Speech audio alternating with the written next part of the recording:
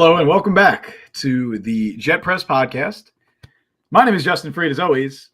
That is Mike Luciano. And I don't know how we're going to talk for an hour about this team. I really don't, because I don't know about you, Mike. I don't think there's much that we can say. I don't think there's anything that we can say that would change anything, because I don't think anything is going to change. And the fact that nothing's going to change, despite the fact that this is probably the worst and least enjoyable Jets team that I've ever watched in my entire life, and that's saying a lot. It's not good. It's not good. Hello to Brian in chat. He says hello, friendly faces. We got Alan in chat saying just wow. Henry with the sad face. You guys are saying the best. If any fans in here are Nets fans, do you remember before they got Kyrie and KD, which also is looking very much like what this season's looking like? Do you remember where the superstars never got off the ground? Do you remember before then when they had the worst team in the league and the Celtics had all their top picks? So the Celtics would get the number one pick, even though they were great because of the Nets. There was no incentive to be good because you couldn't be good. And there was no incentive to be bad because you weren't getting the picks. And that's where the Jets find themselves. They may still have a first-round pick, but there's no incentive to be good because they can't be good. And there's no incentive to be bad because they're not going to change anything. And I am still very much in the don't fire Robert Saleh camp, but man, this is the week. If you're a fire Robert Saleh guy, this is the week to really get on your soapbox, because I'm a big supporter of him. He hasn't had an NFL quarterback for one game in 3 years, but man, he's starting to run out of road here. So on Apple Podcasts and Google Podcasts, Spotify, Overcast, wherever you get your podcast, that's where you can find us. And YouTube and TikTok at the Jet Press for both. Make sure you subscribe. Make sure you like this stream. And make sure you give a 5-star review on Apple Podcasts. Again, not for our ego. It's just for business stuff to get us up those review charts. So that'll help immensely if you go and do that. And this is like what do you even how do you analyze this? Like, I thought this was going to be, we were going to get flooded with Zach Wilson people like, oh, it looks like Tim Boyle wasn't better than Zach Wilson. It's like, we didn't expect that. Like, we at least applauded the change. It came a month too late, but they at least tried something. And it was very much kind of what we thought a Tim Boyle start might look like in prime time against a hot team in the Dolphins. It was a lot of the bad parts of Zach Wilson. It was making ill-advised throws, hanging in the pocket when he shouldn't and leaving the pocket when he shouldn't, turning the ball over, being unable to cross midfield until the fourth quarter, and having 2 first downs, I think, until the fourth quarter, which are numbers that don't even make sense in the modern NFL. Like, it drives you nuts how this can happen, like how it could get to this point. But getting mad at Tim Boyle or standing for Zach Wilson, like, that's just wasting your time. Even if you're a Zach Wilson fan, like, this is a waste of your time. Like, it's not going to help anything. It's all we can really do. All we can really do is we're not going to complain about Saleh and Hackett because Aaron Rodgers is basically the GM, so they're not going anywhere. The only pound of flesh I could see possibly happening, outside of minuscule personnel things and position coach stuff that might not matter in the grand scheme of things, I think maybe this is it for Joe Douglas. And I've been a guy who, a lot of people always say you can't fire the GM and the coach separately because they're kind of intertwined together. I've never really subscribed to that. There have been a lot of examples of guys who have good coaches who just never get the right roster, and then eventually a new GM comes in, gives them better players, and then here they go. Obviously, a lot of coaches that have lasted very long in the NFL have outlasted multiple front office people. Like, that's all well and good. But Joe Douglas, this team is totally FUBAR. If you don't know what that means, it is effed up beyond all repair or beyond all recognition, whichever of the two you may like. That's what this team is. And this is Douglas. It all stems from the backup quarterback thing. We can get mad at wide receivers and the Lazard contract and certain things like that, but he never got them a quarterback. And this is now 3 years in a row where they've really never had an NFL quarterback. And now everything's just pressing. Because the defense, I thought, first half, couldn't ask for much more of them. You turn Tua Tagovailoa over twice, and then you get another one in the second half. So 3 turnovers of Tua Tagovailoa. And although they were put in bad positions, thought they handled themselves okay against this Death Star mega offense. And then a play that, all right, I'm not going to say it's right now butt fumble bad or fake spike bad. I think it's firmly number 3.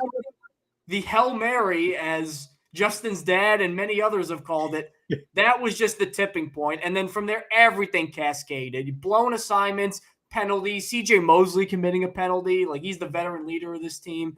Just nothing went right. And early on, I would call it pressing, because early on they were pressing in the Bills game and all that because they knew how bad the offense was. Now everybody's just running around like their hair's on fire.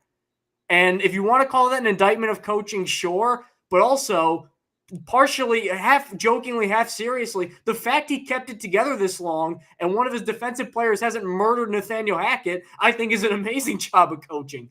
Like, the fact that they were even alive at this point, this is a mess.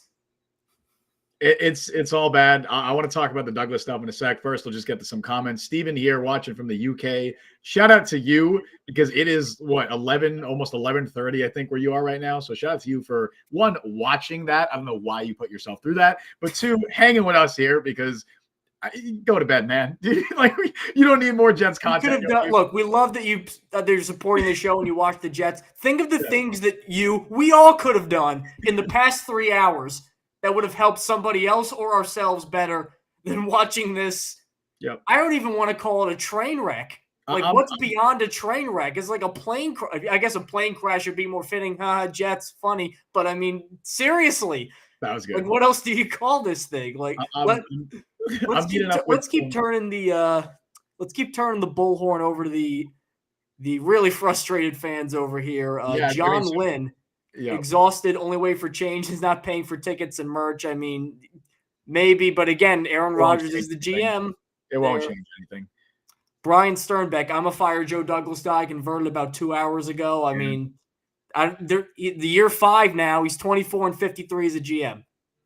24-53, and he's never been able to pick a quarterback. Robert Saleh said that there is no consideration of changing play callers. How? Okay, like, Saleh, generally, I like the guy. I really do. He's an amazing defensive mind. The guys clearly love him. How is there no consideration even? You know how. Mike, you know how. I know how. You know how. But, like, you know why. You can't even consider.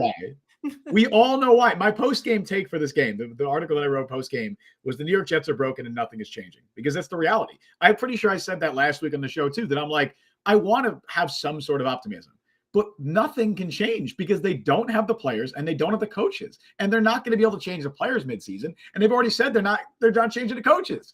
So what's different? Nothing can be different. And someone in chat being like, apologize to Zach Wilson. Where is it? Apologize to Zach Wilson. No. Oh, come on. No. Sucks. But you know who else sucks? Tim Boyle. Neither of them are backup caliber, NFL caliber quarterbacks. They should not be on an NFL roster. Neither of them. After Zach Wilson's rookie contract is up with the Jets, he won't be. Just watch. He will not be on an NFL roster. He's worse than Sam Darnold. He's worse than Geno Smith, all the other failed Jets quarterbacks. But Tim Boyle sucks too. Tim Boyle has no proven track record of being able to be on an NFL team.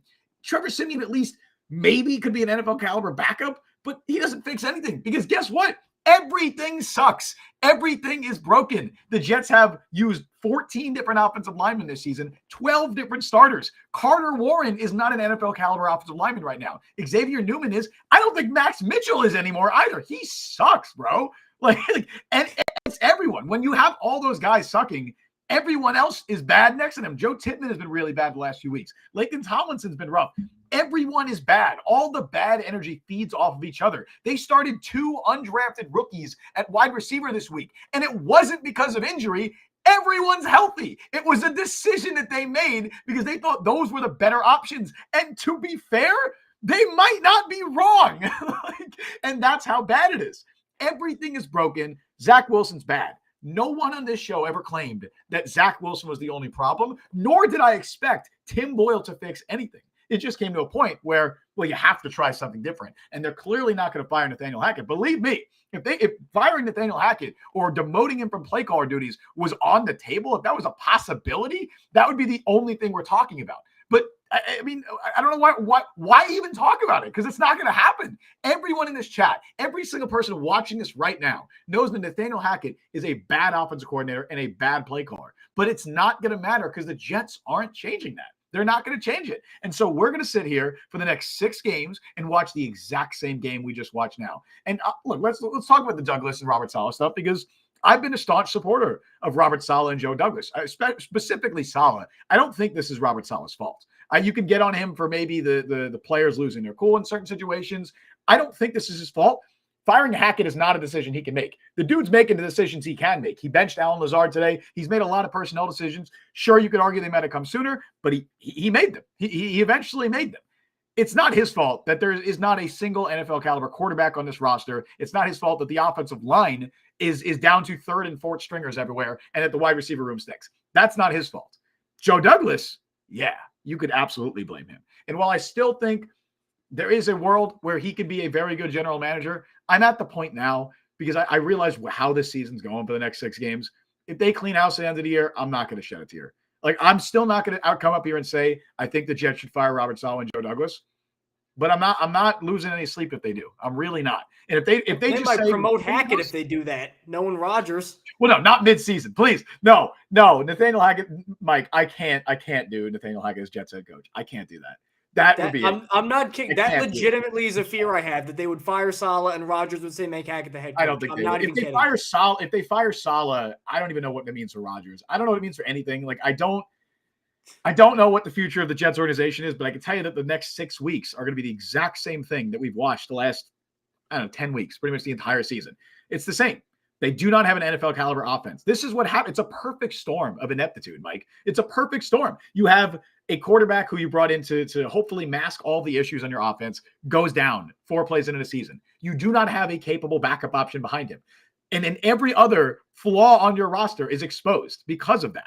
Your wide receiver room is bad. Plus, they were unlucky with Corey Davis retiring, and then they couldn't find a role for Mecole Hardman. So now they're throwing undrafted guys out there. Their offensive line, which already had question marks going into the season, is decimated by injuries. And their offensive coaching staff, that was expected to be carried by a quarterback who would basically be coaching himself, is now coaching guys who should not be playing quarterback at the NFL level.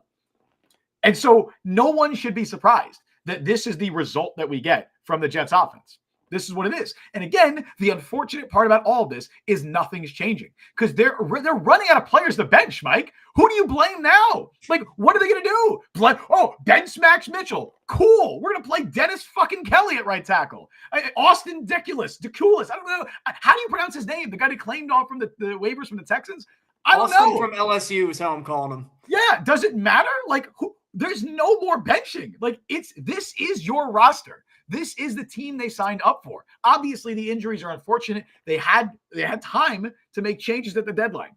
They didn't. This is the team they signed up for. This is the coaching staff they signed up for. And it's the one that they have for the next 6 games, because they can't change anything. So I don't know how we're to talk about this team for another 6 games, 6 more weeks of this bullshit, because nothing's changing. I see people in chat too. The owner doesn't care what he tried this year, man. He went and got Aaron Rodgers. What he tried. He did. And then didn't work, but and then I see Ken Dolsky in chat. What was that? I was like, do I think Woody Johnson's an amazing owner? No, but I don't think he's like, what is he? How is this his fault? Like, what is he doing right now? People want shit to blame. Like, it's everything. Everything sucks. Nothing is good. Like, I see Ken Dolsky, get rid of Rodgers and all ex-Green Bay players. Do you think Aaron Rodgers will cost the Jets $66 million if he's not on the roster next year? You can't get rid of Rodgers, man. You literally can't. No matter how hard you try, you can't. I see people saying cut Lazard. You can't. You gave him the most guaranteed money of any wide receiver this offseason. You can't just do it. You would literally lose money by doing that. They're stuck.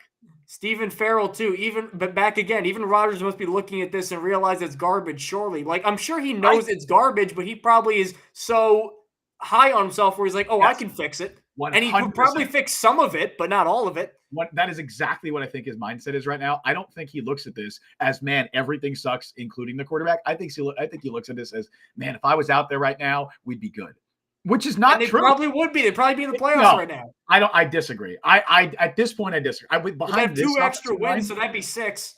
Behind this offensive line and with this receiving core, well, okay, I'm saying Aaron Rodgers coming off the torn Achilles. I'm not saying Aaron Rodgers before the season never gets hurt. That's not what I'm saying. I'm saying if Rodgers comes back now, I don't think he changes anything. Like, I don't think obviously if Rodgers was healthy the entire season, I don't think it gets to this point. Everything is snowballed now. But I think if he just comes back now, nothing's changing really. I mean, it'll be better. Obviously, it'll be better, but it won't be good enough to win the games. It drives you. Here are two things that drive me crazy. Because, look, we can scream and yell about how bad the Jets are. And look, like, what do you want us to say? Alan Lazard is bad. Okay, everybody's saying that. Dalvin Cook is bad. The offensive line's bad. Heck, like, we know these things are bad. Here are the two takes that are really irking me. One is not really Jets Twitter. It's mostly NFL Twitter, where there's this smugness of, like, who thought this was ever going to work, traded for Aaron Rodgers? Fucking everybody did. Yeah. And his leg exploded. He didn't miss a start in 7 years. And then his leg explodes. Like, you can't – nobody – it's been said a million times. Nobody could predict that. Maybe he gets hurt for a couple games, but fine. That immediately, like, that's just bad luck. And number two, all right, here's the other thing. Because, again, I'm not a fire Saleh guy because I want to see him actually play a game with a quarterback because I think he'd actually win games with a quarterback. Here's what I don't get. All right. If you think – what would Robert Saleh – what is he not doing that if he was doing, the Jets would be winning games? Please articulate that. What is he not doing? Good point. That any other coach would be doing? What coach would be winning in this situation? Because I never hear that. I just hear fire everybody. There's no way to make this roster work. Like, I hear this all the time too. Fire him and hire, like, who's the hot guy this year? Ben Johnson, the quarterback for the Lions. People don't know if Ben Johnson's going to be a good coach. People don't know the first thing about Ben Johnson. They just see that the Lions are high in the league in points per game. But they should hire Frank Smith, the Dolphins OC. I don't even know what Frank Smith looks like because Mike McDaniel's basically the OC over there. They're just like sorting who scores the most points per game. But that's not how you run a coaching search. And you know what? The same people doing that were saying, look at how good Saleh's defense is in San Francisco. Like, it's a repeat of themselves. They're not – I get hiring the hot new coordinator, but you do genuinely have a great defense. I know they're falling apart in the last couple of days. Everybody's falling apart. Yeah, you can't blame them, man. The Jets defense got 3 takeaways today, including a pick 6, and the Jets lost by 3 touchdowns. They got a pick of Tua with 2 seconds left, and because of that Hail Mary pick 6, they actually lost points as a result of that. So if we want to game theory this shit, letting them get a field goal and making it 13-6 would have been the better option. Yeah. Like, how does that happen? How does Robert Saleh – how is that Robert Saleh's fault? All right, the Boyle-Wilson situation, whatever. In the moment, how is Tim Boyle – the fact that the guy even caught the ball number 1 and ran it back number 2, how is that some indictment on him? Because they didn't practice tackling people on Hail Marys that get picked? Is that a thing you should spend practice time on? I don't know. Unfortunately, the Jets are in a situation now, and Leon kind of brings us up a little bit in chat. Said, what if Aaron Rodgers retires? Now, I don't think Aaron Rodgers is going to retire, but it is interesting to think, I don't know about interesting, but the Jets are basically being held hostage by Aaron Rodgers in a lot of ways, but also like their entire future also depends on him and what he's doing next year. And because of him, they can't make changes now that they probably need to make. It just sucks. Like, it's just an unfortunate situation. And again, we could sit up here and scream for changes to happen. The changes that they can make, they're trying to make, but it doesn't matter because they're just not good enough. And this is stuff that, like, we could have seen coming for a while. And I think a lot of us did. I don't think anyone thought it'd be this bad, but the issues that the Jets had all offseason that we were screaming about, backup quarterback, not a good enough wide receiver room. Offensive line has question marks. Obviously, now that they've been decimated by injuries, it's even worse than that. But these were all issues that we foresaw going into the season. Not just us, obviously, plenty of people. And unfortunately, now they're just being amplified because Aaron Rodgers is out. Wait a minute, Justin. William Byrne in chat. Are you guys giving Douglas a pass for doing nothing at the deadline? No, we have a whole goddamn episode about how we didn't give him a pass at the deadline, and we were livid. 2 minutes ago, I just said this is the roster they signed up for because they didn't do anything at the deadline. That's an indictment on Joe Douglas. Like, I was ready to rip my hair out when they didn't get anybody. Yeah, they could have had Ezra Cleveland for a 6th-round pick. They didn't think he was a good scheme fit. So they're like, let's start Xavier Newman and Chris Glazer at right guard instead because they're better scheme fits. We've seen how well the scheme fit thing matters for the Jets. Of course, look how good Tim Boyle did today because he knows the system. He knows the scheme. Yeah. Like, again, O'Neal, building your O-line first. They're literally on their 13th lineman. They had actually pretty good depth. The depth all got hurt. All of the depth got hurt. This, I believe, no one got hurt in this game, right? No offensive lineman got injured? Not that we know of, at least. And probably some guy's spleen ruptured. I don't know. If no offensive lineman was injured in this game, This is the first game that the Jets have played since week 4 that they did not lose a starting offensive lineman to injury. I don't know how any NFL team survives that. I don't. And that's not even making excuses because, again, everything else sucks too. But it's just when you compound everything and you combine everything together, this is the result you get. I don't even think, like, again, as much as I would say, yeah, fire Nathaniel Hackett, I don't think it would get much better because I don't think Todd Downing is a very, very effective play caller. He had the 30th ranked offense in Tennessee last year. After Arthur Smith left, that Titans offense just like went off the rails in the last 2 years with Todd Downing. And there's a reason for that. This marginally, they're better this year with a rookie. Exactly. And then their offensive line coach is Keith Carter, who was run out of town in Tennessee because half his team hated him. They hired a terrible offensive coaching staff. They have a bad offensive roster that's been decimated by injuries, and they don't have an NFL caliber quarterback. And that's where I see, like, I want to ascribe some of this to just bad luck because no matter what you think of the Jets, irrefutably, the luck has just not been in their favor this year. Like the Rodgers, the actual injury in the moment, 10,000% bad luck. Yep. Like nobody, but I also don't want to lean on that too hard because I bet you that's probably what maybe Woody Johnson and Joe Douglas and Hackett are probably going to say about this season. Well, bad luck. Rodgers got hurt. Everybody else got hurt.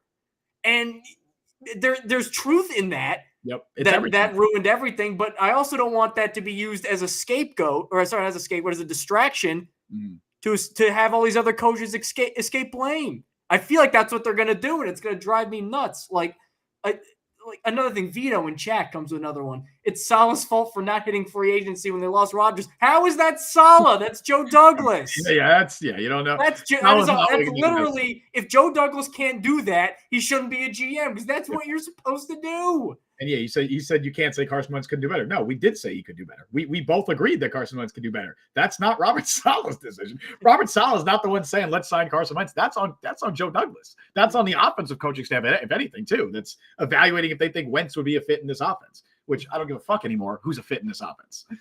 And Leon, is there another OC Rodgers can endorse? It sucks that everybody gets the Niners pipeline and succeeds except the Jets. Texans got. They could have. They had Mike LaFleur. That's what I'm saying. They had Mike LaFleur.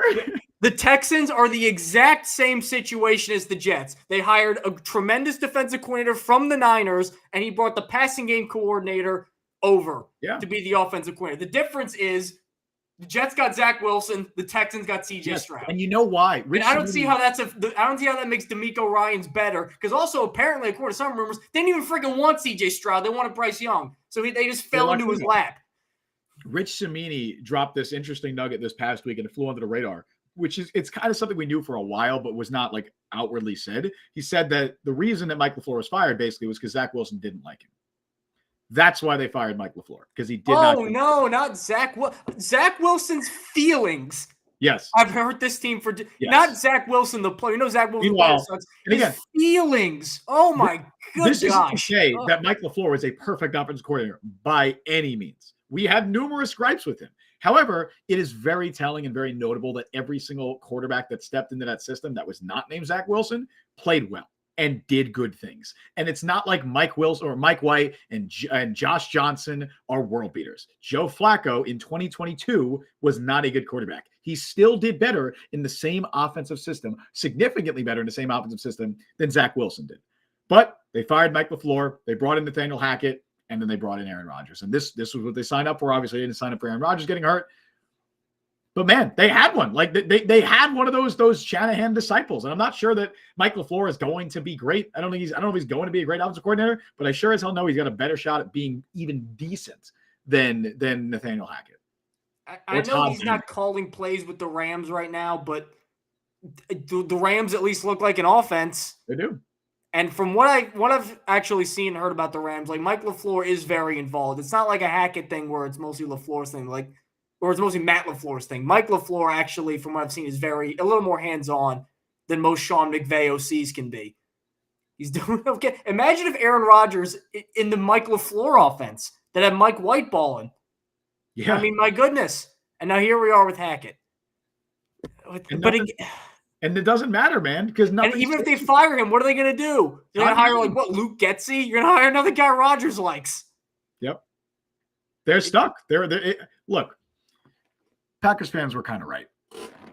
Look, Packers Who would fans you were say kind that? of Like, right. It's fine to be held hostage by Aaron Rodgers when Aaron if he's Rodgers your is quarterback, A, yeah. playing and B, winning games. When They, he's not, it's no fun. But when he was playing for the Packers, he was really good and they were winning games. they So got I'm Aaron sure they were Rodgers. fine generally with the situation. I'm Yeah. sure they had nitpicks, I'm sure, about certain personnel things. But in totality, they were pretty well run for better part of a decade, even more than that, with Aaron Yes. Rodgers. Now, when he's not playing, of course, it's all the negative stuff's going to pop up. So I don't even want to give him that necessarily. They got Aaron Rodgers, the GM, and not Aaron Rodgers, the quarterback. They only got Aaron Rodgers, the GM. And more Aaron Rodgers, the GM, than they got in Green Bay, because Aaron Rodgers in Green Bay would ask for weapons all the time, and they never got it to him. Yeah, that's true. It's like if you hired Bill Belichick, but you hired Bill Belichick, the GM, and not the head coach.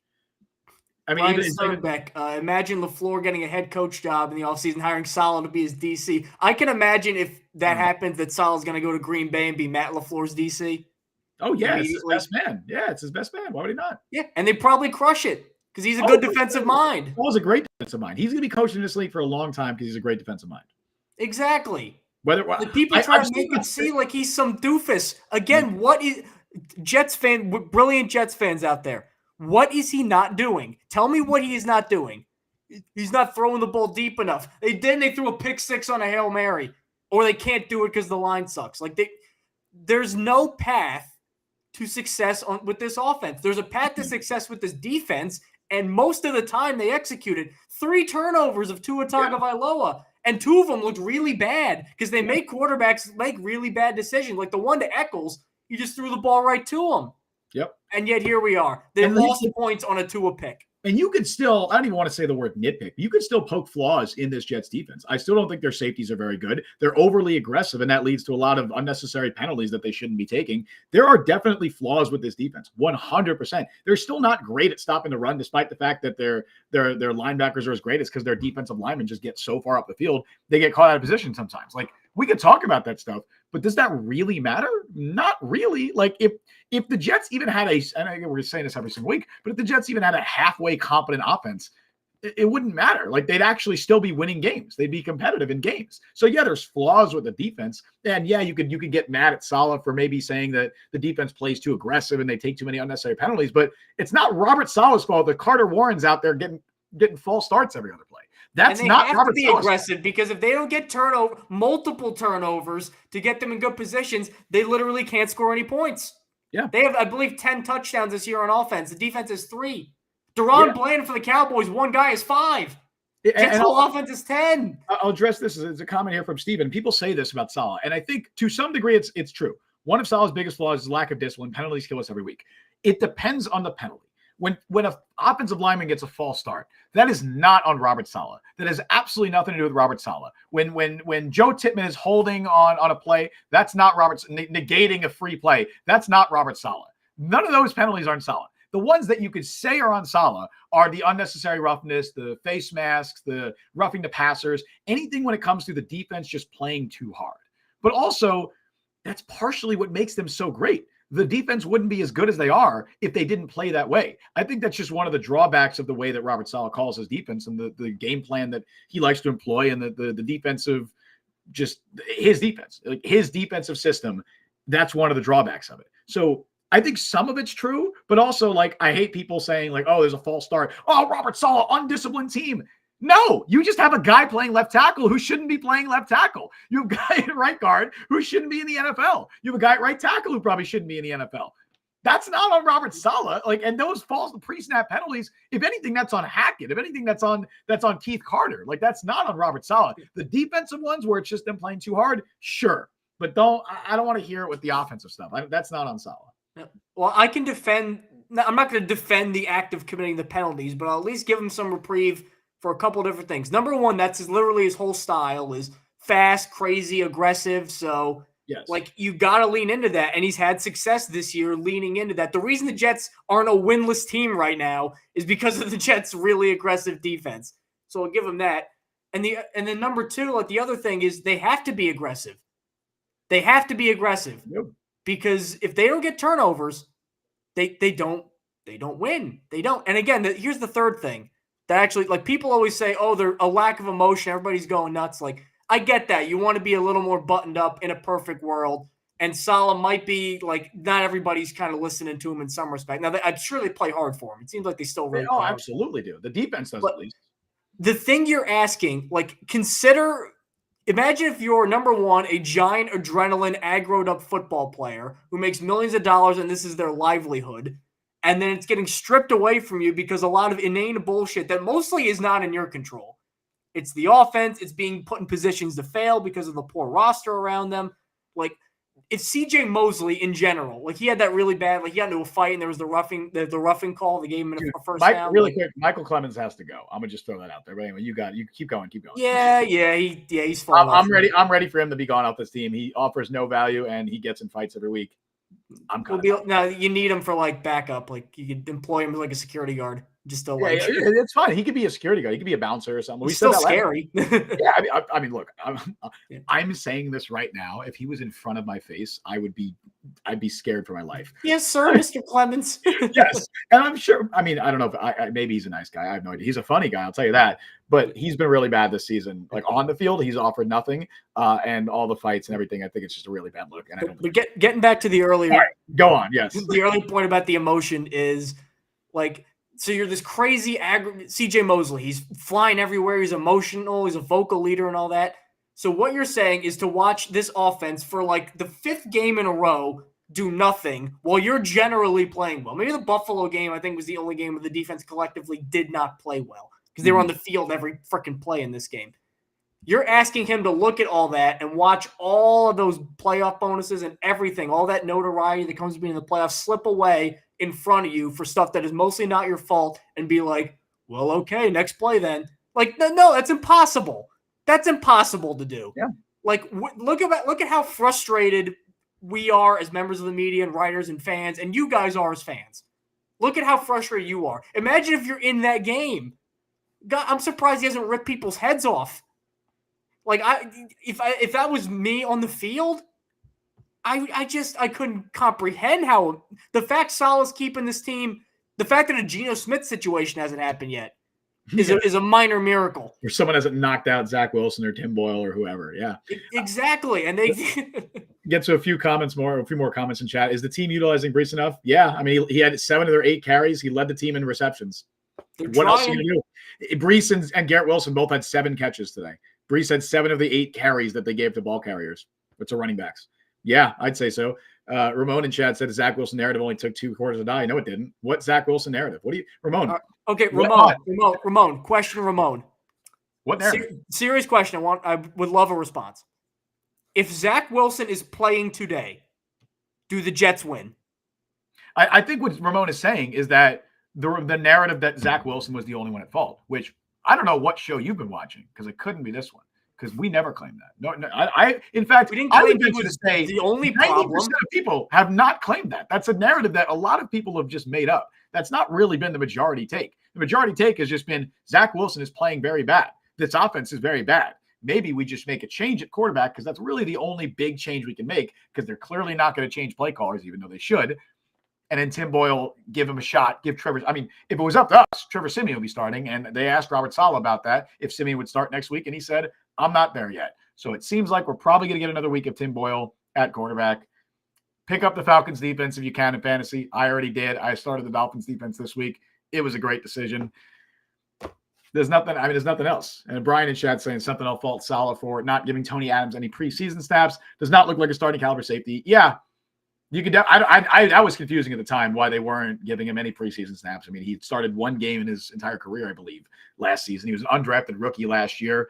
It didn't make a lot of sense. I don't think the Jets have 2 starting caliber safeties. Maybe Adrian Amos is all right.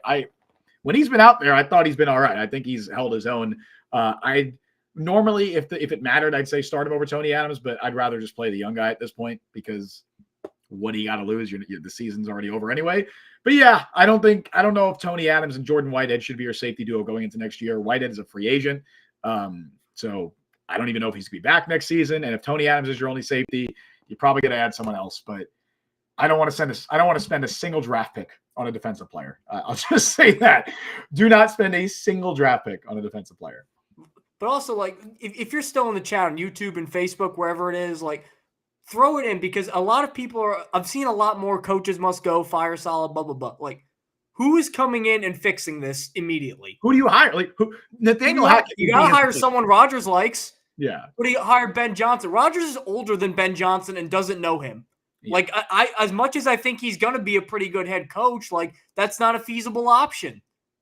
Jim Harbaugh, get out of here. Not happening. Like, give me a guy who is going to come in, even with Aaron Rodgers, as beat up and old as he is, and with this roster completely in tatters around him, and do better than Robert Saleh. I can think of a bunch of coordinators who would improve things slightly, and obviously just the baseline competence you would get with Rodgers is going to help, but there's no magic bullet out there. There's not like 5 Mike Tomlins waiting to be had, and it's just, the Jets never get the Mike Tomlin every coaching cycle. Like, that doesn't happen. Hiring coaches is hard. Most of them get fired in 4 or 5 years. Like, Robert Saleh, I'll give him this, because this is what we hate about Gase. Offensive guy, couldn't get the offense right. That's why I'm so mad about Hackett. Offensive guy, can't get the offense right. Saleh's a defensive guy. Defense is still really good. He held up his end of the bargain. Hackett, who's basically the assistant head coach in charge of the offense, I think that's the problem. Is they almost got 2 head coaches. Yes. Saleh and Hackett. Yes. And with how much influence Hackett has on the offense. Yep. That is, and it feels like we'll fire Saleh. Well, if Hackett this is basically his thing, he's got to go first, I think, because of the offense and the defense. That's the problem. I think my 2 biggest issues with Robert Saleh, it's not even the penalties, it's not even that stuff. I think it's 2 things. And it all just comes down to like mindset of the team. I think 1, the whole mindset of him being the head coach of the defense and whoever is his offensive coordinator being the head coach of the offense, that can't be a thing. Robert Saleh should be the head coach. He should make offensive personnel decisions. He should have some say in that stuff. It seems like he just delegates everything to his offensive coaching staff. And unfortunately, which is good when you're winning, but you're not winning. Unfortunately, his offensive coaching staff stinks. And he knows that. I think he should know that at this point, that the offensive coaching staff is not very good at their jobs because of the results that we're seeing on the field. He should step in and make some changes there. He did. He actually did. He benched Allen Lazard. The decision to bench Zach Wilson was very likely a Robert Saleh decision as well. Who knows if there was any kind of outside pressure to not do that beforehand, but regardless, he is making some decisions in that, but he very much approaches the game as if he's running the defense, and then whoever his offensive coordinator is and offensive coach staff, that's running the offense. That's issue number 1. Issue number 2, and I think it relates to that, is he's just way, way, way too conservative of a head coach when it comes to game planning for games. He coaches every game not to lose because he wants to lean on his defense. He does not expect his offense, and it's not even just this offense. This goes back to every year he's been their coach. He does not expect their offense to put up points. He never has. He never does. See, that's why I want to give him a chance. If he had Rodgers, I would expect he believes the offense could put up points. He's got these doofuses.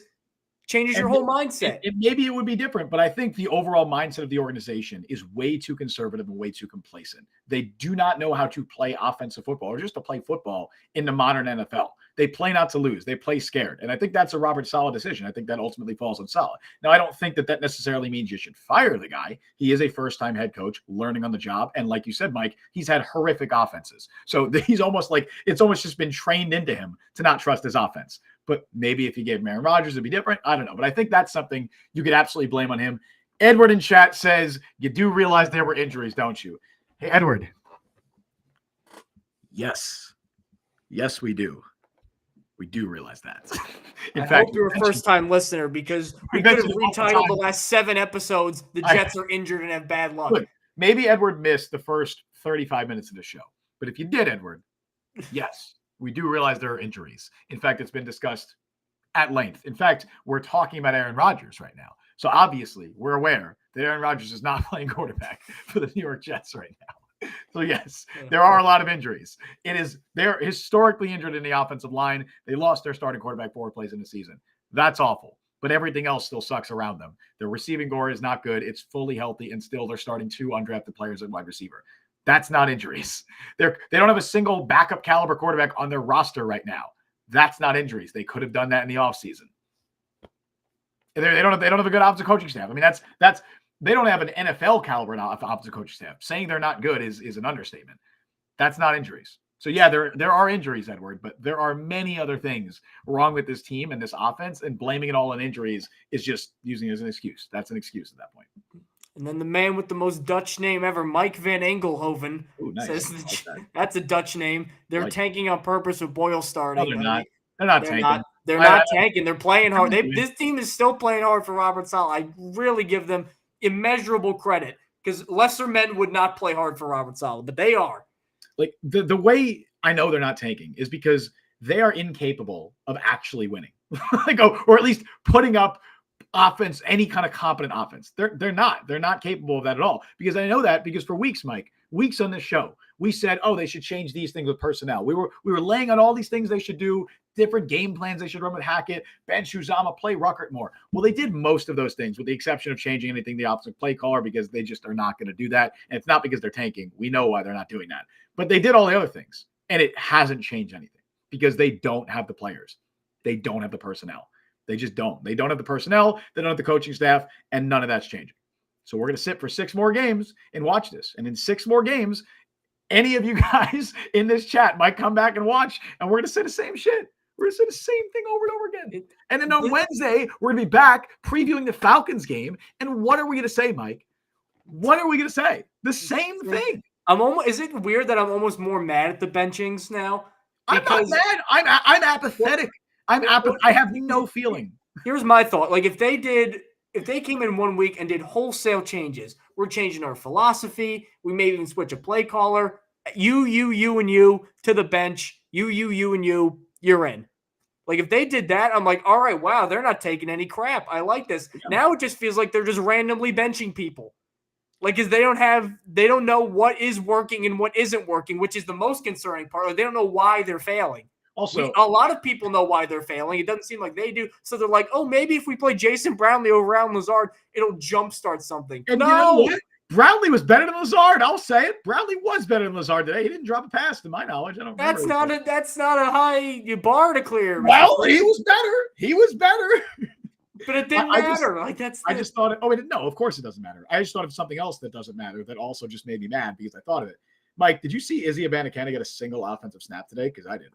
No, I didn't. Where is he? Does he exist? Nobody's going to care about that because it doesn't matter. But that also is something that happened. They literally cut Michael Carter and pissed off the locker room to get this guy, allegedly to get this guy more playing time.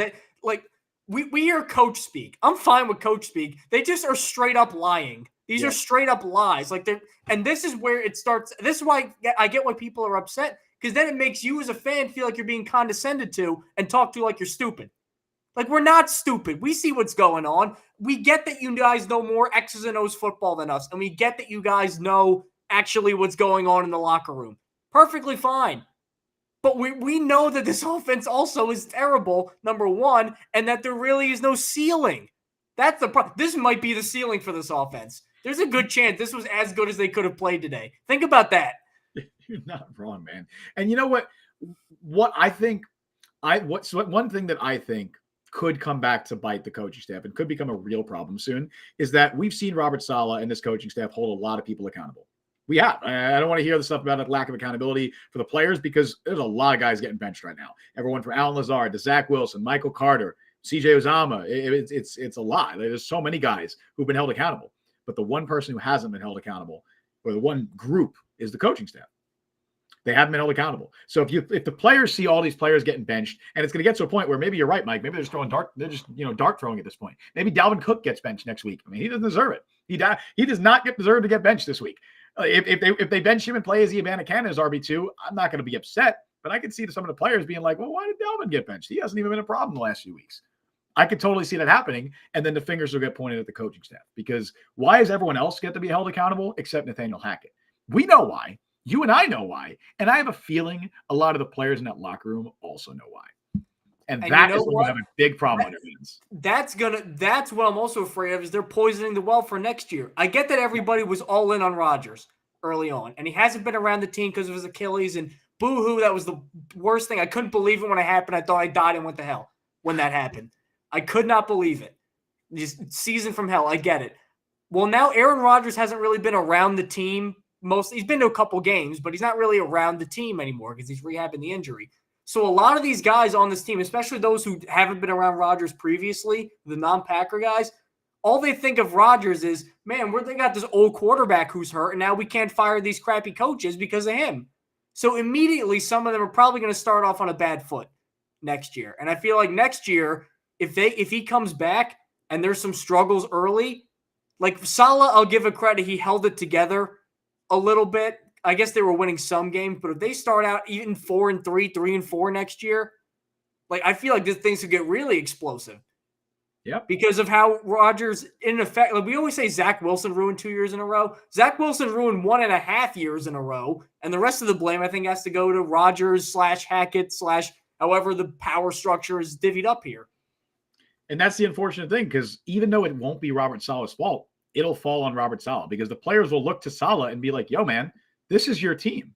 Why are you not making a change here? And we know why, because the organization is being held hostage by their injured quarterback. But the players will look to the coaching staff and say, hey, if this coaching staff can't do their job, and clearly something is wrong here. Like, I think the players are looking at each other and they're like, man, we need to do better. But they also need to look and say, I'm sure that they are looking and saying, well, we might not be doing our jobs that well, but this shouldn't be the result. Imagine being Sauce. He's still an all-pro corner. Right. What's he got to be thinking? I have a feeling the defensive coaching staff will be, or the defensive players will be the ones that would turn first. It would be more than, like, because I don't think Garrett Wilson doesn't strike me as the guy that's blaming the coaching staff. He keeps saying he's got to play better. I imagine that's going to be true for a lot of the guys on offense, because when the offense sucks, the stink is on them too. The players are out there not thinking, oh, that it's all the coaching staff. They're thinking we need to be better. And in a lot of cases, that's absolutely true. Some of them do need to be better. Some of them just might not be capable of it. But the defense is out there playing their asses off every single week. I mean, again, they got 3 takeaways, including a pick 6 this week, and they lost by 3 scores. At that point, you're not only looking at the offensive players, but you're looking at the offensive coaching staff and saying, why can't you be better? And if everyone else is getting held accountable and other players are being benched, why isn't the coaching staff being held accountable for the same thing? And we're going to get to that point very soon if we're not there already. I don't know what these players think of Nathaniel Hackett. Thankfully, his saving grace is that he seems to be a wonderful and very well-liked person. So he at least has that going for him. This isn't an Adam Gase situation where, I'm not saying Gase was a bad guy, but he definitely didn't connect with players the same way that Nathaniel Hackett does. So I think that might be working in Hackett's favor. But at a certain point, friendships and personality goes out the window. And if everyone else is getting benched and getting held accountable, they're going to start turning on the coaching staff for not getting held accountable. Do you like Hackett enough to give up your playoff bonus for him? Yeah. Imagine that. Imagine if you took your playoff bonus and gave it to him and said, here, you can have that. Because that's essentially what they're doing by sticking by us. I do want to end on a positive note, though, because Mr. Van Engelhoven has chimed back in saying, go Jets. I was rooting for them hard. I'm from Iowa. I love Breece Hall and Lazard, and Dalvin Cook is a Vikings fan, so I'm sad it's all gone this way. Well, we appreciate the love from the Iowa State fan over there. Maybe things would have gone differently if we had hired Matt Campbell. Way back when, which, by the way, I know Matt Campbell is not exactly blowing the doors off right now at Iowa State, but, who knows? And one last thing, too, William Byrne. Tomlin fired Matt Canada in Pittsburgh. I mean, that was the other. Yeah, but Kenny Pickett wasn't holding them hostage. Well, I'm saying the two coordinators everybody complained about were Matt Canada and Nathaniel Hackett. I know everybody complains about their offensive coordinator, even when you're a good team. I've seen Lions fans complain about Ben Johnson. I get it. Those were the 2 big ones, and they got rid of one of them. If Kenny Pickett was a Hall of Fame quarterback who was best friends with Matt Canada would still be there. I got breaking news for you. And he was there for so long because he also, I'm pretty sure, was well liked by the players, or at least by the coaching staff. I know Tomlin and Canada were pretty close, so he stayed way longer than he should have. But he's just like, they're not being held hostage the same way the Jets are. And one last one, William Roca. Where are all the Zach haters? Right here, baby. Right here. And I don't even classify myself as a Zach hater. I think a Zach hater is somebody who says that everything was on Zach. And a Zach truther is someone who says that nothing was on Zach. I feel like we're in the middle here. Like, I'm not a Zach hater or a Zach truther. I feel bad for the guy. He's not an NFL caliber quarterback. Obviously, I don't think his development has been particularly great. And he's out there with nobody's, like, just not an NFL caliber offense. But he's not good. Like, he's a very bad quarterback who should not be playing at the NFL level at this stage. Not that anything was going to change for the better, or at least not that most things were going to change for the better after he was benched. In fact, you could argue that Zach might have been able to do even better than Tim Boyle in this game. He's more mobile. He could have extended some plays. Justin, you're talking lunacy now.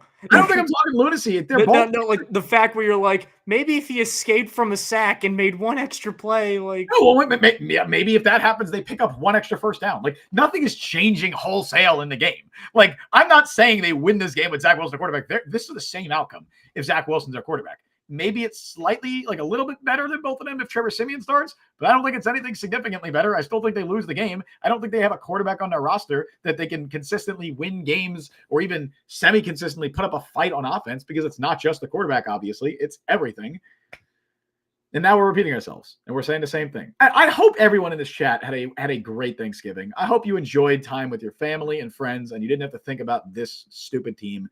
Because I know that all I got was the way it works in our place too is we usually do Thanksgiving just with my aunt usually, or sure. My aunt and my mom will alternate. So one will do Thanksgiving, one will do Christmas, and then we go over their cousins. They have like cookies and cake and dessert and stuff like that. Okay. So I go over there and all I'm getting is what's up with the Jets, what's up with Hackett, what's up with Bubba. Same thing, bro. Same thing. I don't know. I'm not Joe Douglas. I see these family members and I see for Thanksgiving once a year. Everyone knows what I do for a living. They know I'm a big Jets fan. They know I cover this team. As soon as I get there, they're like, man, I'm sorry about Aaron Rodgers. How about them Jets? And I'm like, fuck off, man. Like, just get out of my face. Leave me alone. Thankfully, a lot of them are Giants fans. So I'll be like, yo, how about Tommy DeVito? And I know he just threw for 3 touchdowns, but still, how about Tommy? How about that Daniel Jones contract? How about that? But yeah, that's where we're at, man. I'm tired. The thing I'm most tired of, the thing that I'm actually mad about, because I'm not even mad about the current situation. I've accepted it. I'm still mad that the Jets just continue to be a laughingstock. And that every week, the announcers, whoever's calling Jets games, they got to be writing this shit down because they got material ready. They are ready at the jump. They're firing off jokes left and right because they know how the game's going to go because they've seen other Jets games. I'm tired of that, man. I'm so done and tired with the Jets getting laughed at. And Rodgers was supposed to be the end of it. That's the funny part. It was, dude. Week 1 was so special when he came out with that American flag, dude. Like, take me back to that moment. That was one of the most enjoyable moments of my entire Jets NFL watching fandom career, whatever you want to call it. And it's just we're back where we are, man. We're back where we are. We're back talking about new embarrassing plays to add to the list that have fun nicknames. Like, I'm done. I'm so tired of Hail Mary. I don't want that shit, man. I'm tired. Maybe we'll get a new right tackle. That'll fix everything when we talk about that for 3 months and we let's talk about that. Like, really quick. Leon's saying, who do you guys want to top, like, one with a top 5 pick? Love the optimism that they're getting a top 5 pick already. Offensive line makes the most sense. We'll definitely go more into detail with that, probably much sooner than later at this point. But offensive line, I don't think they draft the quarterback. Obviously, if everyone is fired, all bets are off. I don't know what they do at that point. But right now, I don't think they would draft the quarterback. I think they would draft an offensive lineman and just pray that he doesn't suffer an injury at the hands of the MetLife turf the first week of the season. Because another MetLife turf claimed another one today. My dude, Jalen Phillips, who I know I talked about so much in the Wednesday show. I love that man. He is one of my favorite players, not on the Jets in the NFL. He had injury troubles all throughout college. I'm sick for him right now. I feel really bad. And God, that MetLife turf is just egregious. The funny part is they replaced it. They'll replace the turf. They did, and it's worse, actually. And it's worse. Well, they're still replacing it again, right? Because they have to have natural grass for the World Cup. So when the World Cup comes in 2026, it will be different, I believe.